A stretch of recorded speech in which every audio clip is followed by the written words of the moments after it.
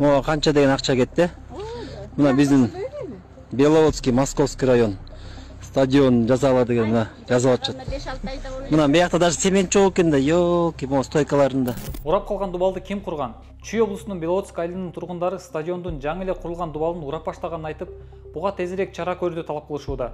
Жогорку кеңештин депутаты Эрлан Кокулов Беловодск айылындагы стадионго барып, жеринен видео жүктөдү. Ал барган учурда урап калган дубалдын толугу менен бузуп, урандысын алып кетишкенин көрүүгө болот. Кокулов дубалдын калган бөлүгүн дагы сапатсыз салынганын айтып, балдарды басып калса эмне болот деп суроо салган. Күзүндө болгон ремонт стадион Беловодскийдики.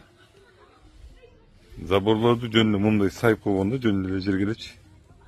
Ал забор кулаган. Силер деле кыргыз элесиңер да туурабы? Иә. Силердин деле бала чакаңар жасай түшөрдү. Ушул балдар басып калса эмне болот эле ушул заборлор? Иә. Бул забордун уландысы жана силер тазалап кеткен забордун уландысы. Ушундай немелер жарылып, монтип куйбайт.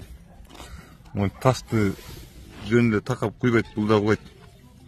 Бул забор да куйбайт, мына. Жөн эле ташты такап туруп куйуп койгон. Значит, бул забор да куйбайт. Цементиңердин качествосу могул. Цементиңердин качествосу. Заборуңардын сапаты мына могул. Могул, забор деле эмес бул. Мына бияңар мондой болуп жарылып атат. Ал эми кыштын күнүндө бул дубалды ким курду десеңиз, азыр сизге айтып берем. Беловодск айылындагы жаштар спорт мектебинин стадионун жарыктандыруу боюнча Чүй облусунун Москва районунун Нарзан айыл өкмөтү 2024-жылдын 13-июнда 5 миллион 746 миң сомго тендер жарыялаган. Тендерге жалгыз эле Нефрит компаниясы катышып, бул тендерди уткан. Нарзан айыл өкмөтүнүн медиа капка төмөнкүдөй түшүндүрмө беришти. Жарыктандырууга 3 миллион 879 миң сом жумшалып, ашып калган акчага стадионду Евро забору менен тосуу боюнча чечим кабыл алынган. Аба ырайынын сууктанып калганына байланыштуу дубал куруу иштери 2025-жылдын 1-апрелине чейин узартылган. Нефрит компаниясынын өкүлдөрү айыл өкмөтүнө билдирбестен 2025-жылдын январь айында жер кыртышы кургай элек учурунда дубалды тургузуу иштерин жүргүзүшкөн. Ошондой эле айыл өкмөттөн 24-февралда кулап түшкөн тосмону калыбына келтирүү боюнча Чүй облусунун архитектурасына жана курулушту көзөмөлдөө башкармалыгына Нефрит ЛТД курулуш компаниясынын жоопкерчилигин кароого кат жөнөтүшкөнүн билдирди.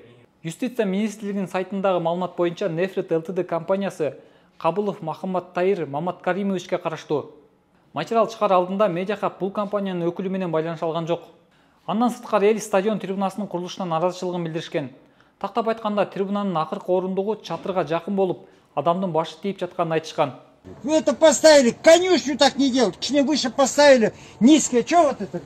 Куда вот это? Вот это, что, дети будут лазить здесь? А там первый ряд-то, сидишь, вон там бордюров в глаза бьет. Первый ряд, это считай, никто там сидеть не будет. 2024-жылдын июль айында Нарзан айыл өкмөтү 4 миллион 245 миң сомго тендер жарыялаган. Уткан компания жаштар спорт мектебинин стадионунун футбол аянтчасын жабуу жана ал жерге реконструкциялоо иштерин жүргүзүү керек болгон. Конкурска бир нече фирма катышып, бул тендерди Минерал компаниясы уткан.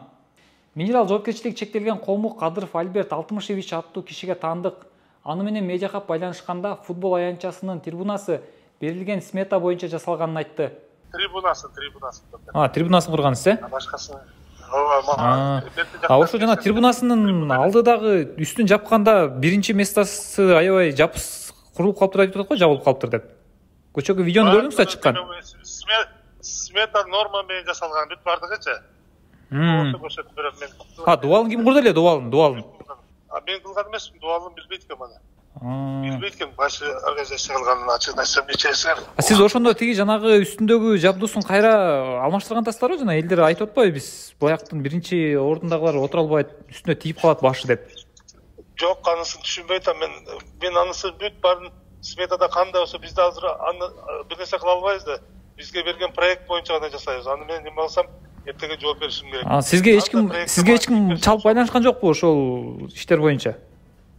Курулган боюнча? Жок, эч ким байланышкан жок. Ал эми Нарзан айыл өкмөтүнөн футбол аянтчасынын трибунасынын долбоорун Иртал сервис компаниясы даярдап бергенин айтышып, жапыс курулбаганын стандарт боюнча жасалды деп ишендиришти. Ошондой эле тендер боюнча жасалган иштерди кабыл алуу 1-апрелде жүргүзүлөрүн белгилешти. Дагы жакшы, дубал балдарды басып калбаптыр. Анткени футбол талаасында дайыма балдар болот. Айрыкча күн жылып баштаганда балдар эшикке чыгып ойнойт эмеспи?